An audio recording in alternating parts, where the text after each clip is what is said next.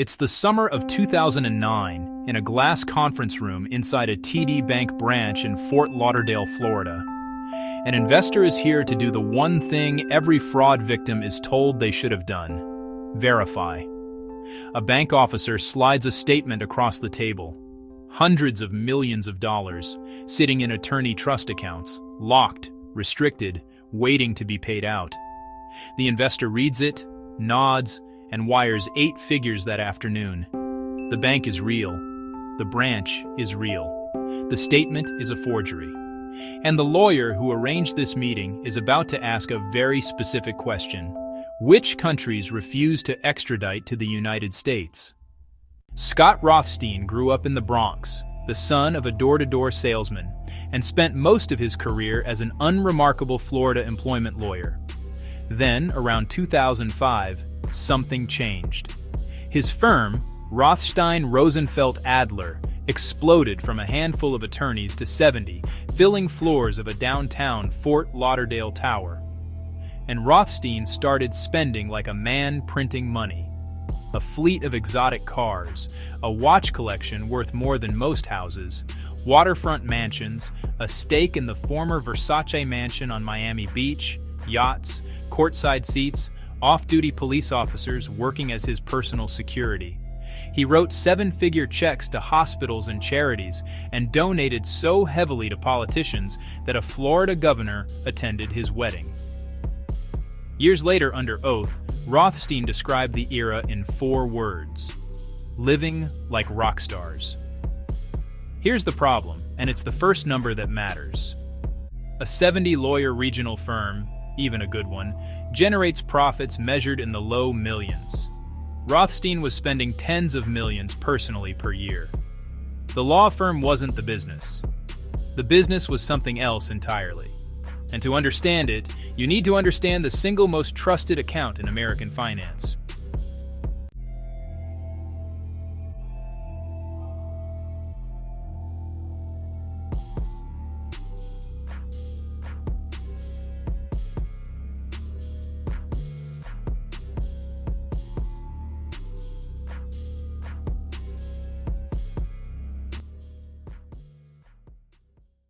Here's what Rothstein was actually selling. Imagine a company quietly settles an ugly lawsuit: sexual harassment, discrimination, whistleblower retaliation. The settlement is confidential. The company agrees to pay, say, $1 million over 12 months. But the plaintiff doesn't want to wait 12 months. So Rothstein offers investors a deal. Buy that payment stream today for $800,000. The plaintiff gets cash now. The investor collects the full $1 million as it pays out. 25% return in under a year on money that's already been committed. And here's what made it feel bulletproof. Rothstein told investors the settlement money was already deposited, sitting in his firm's attorney trust accounts. In American law, trust accounts are sacred ground. Lawyers who touch client money in those accounts get disbarred. Investors weren't betting on a lawsuit. They were betting that a lawyer wouldn't torch his own license. Then Rothstein built the verification layer, forged trust account statements on real bank letterhead, so-called lock letters, supposedly restricting the funds to each investor.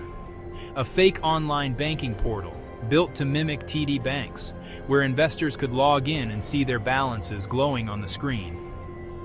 Verify portal details against SEC complaint.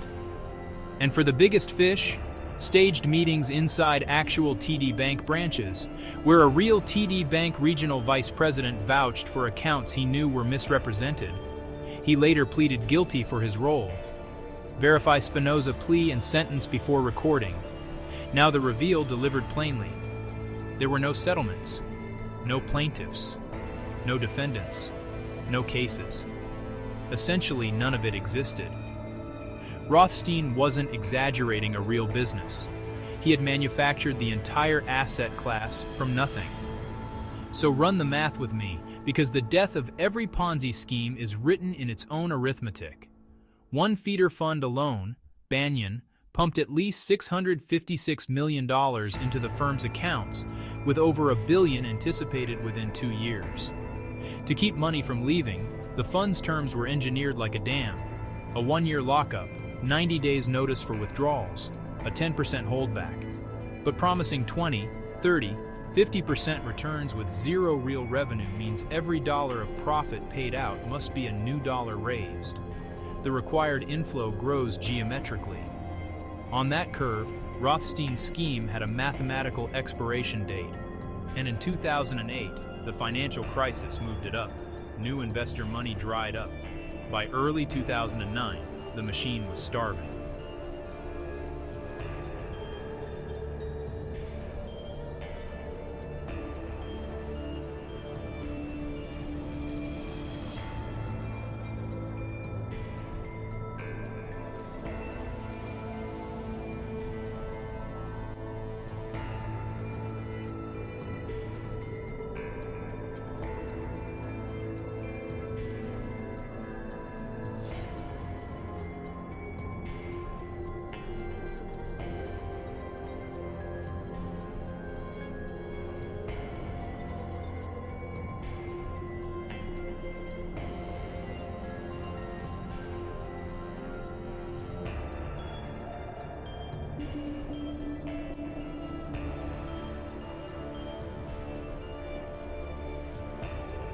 By early 2009, the machine was starving. A starving Ponzi schemer has two moves: raise faster or run. Rothstein did both. Through 2009, he stalled nervous investors, blaming paperwork issues with the Florida bar, and somehow raised another $100 million. At the same time, he was quietly asking fellow lawyers a hypothetical question: which countries won't extradite to the United States? The answer came back: Morocco. On October 26, 2009, Rothstein wired $16 million to Casablanca and boarded a chartered Gulfstream. For 5 days, he was gone, a fugitive in a country beyond the reach of American courts, with enough money to disappear forever. Then, on Halloween, his law partner's phones lit up. A group text, a suicide note. Rothstein confessing he'd hurt everyone he loved, insisting his wife knew nothing, and describing himself in 3 words: I am a fool. His partners texted back for days, urging him to choose life.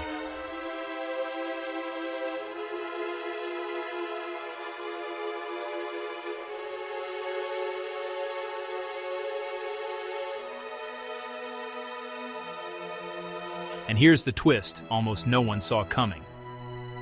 On November 3rd, Scott Rothstein got back on a chartered jet and flew home, not to run, to talk. Within weeks, he was arrested, and he never stopped talking. He pleaded guilty to 5 federal counts, including racketeering conspiracy. In June 2010, a judge gave him 50 years, and his cooperation detonated through South Florida for a decade.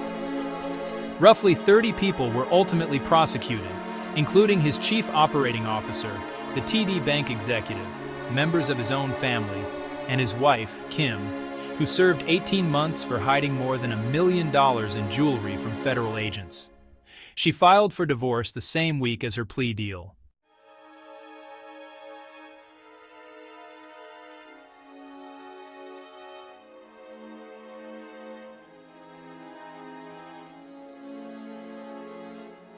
Rothstein informed on organized crime figures, entered protective custody inside the federal prison system, and today, the Bureau of Prisons won't even confirm where he's held.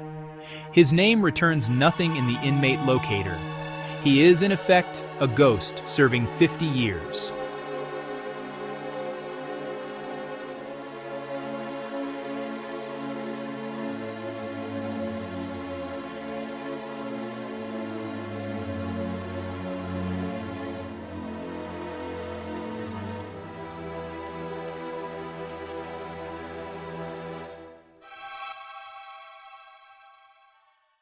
One more number because it's the strangest one in the story. Ponzi victims typically recover cents on the dollar. Rothstein's victims recovered most of what they lost, in many cases approaching full recovery, because the bankruptcy trustee went after the deepest pockets in the room. TD Bank was hit with a $67 million jury verdict from one investor group and paid hundreds of millions more in settlements.